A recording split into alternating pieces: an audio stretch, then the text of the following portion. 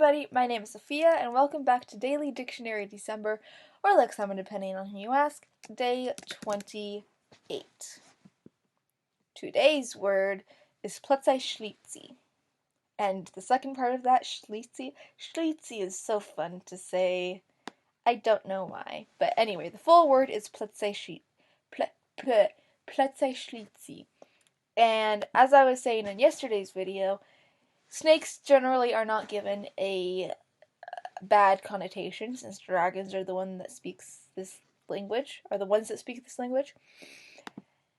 But there is one snake that they don't really like at all. So the literal definition of this is the sun's enemy snake, which then actually translates to moon snake.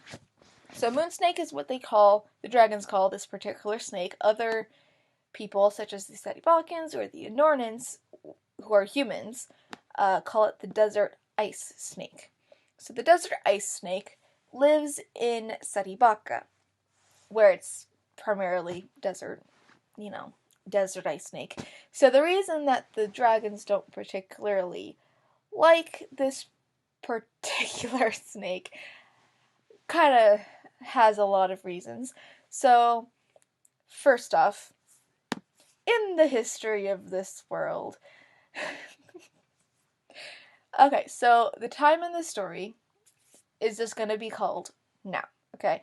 But a few hundred years ago in this world, lots of dragons lived primarily in what is now called Setibaka.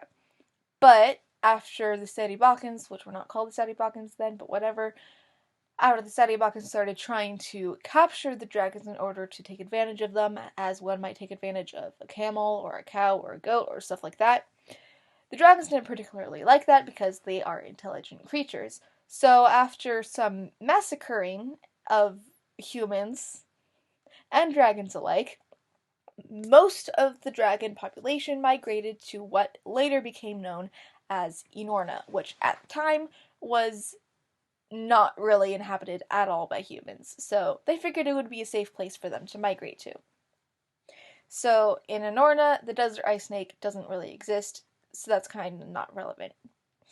The dragons that didn't go to Enorna for one reason or another stayed in Setibaka, obviously, and eventually they got captured by the Setibakans fully, because at first they didn't have the means to contain the dragons, but a few things happened. First, they discovered that the venom of the desert ice snake could actually, froze the blood, and when dragon blood came in contact with the venom of this snake, it actually prevented dragons from doing anything with their mind, telepathically to manipulate the emotions or minds of their captors, for instance. Isn't really great for the Setibakans. Is good for the dragons, obviously. So the desert ice snake venom, or the Platsi venom, prevents the dragons from doing anything with their mind, and also inhibits their ability to control their fire to an extent. So the desert ice snake allowed the Setibakans to better contain the dragons so that the humans, the Setibakans, weren't getting massacred and killed by the dragons all the time. And there were some other factors in regards to the dragons being fully captured and taken advantage of by the humans, the Setibakans, but that kind of has to do with another material that I don't really have any more time to get into because I spent all my time talking about what I was actually supposed to be talking about, which was the desert ice snake. So, yeah, if you want me to talk about what the other factor was, I am more than happy to ramble about my interests. So, let me know. And if you want to see that, I will make a video on it. But otherwise, I am out of time for today. This is how it's written in the writing system. I hope you enjoyed. I will see you tomorrow, and have a good day. Bye-bye.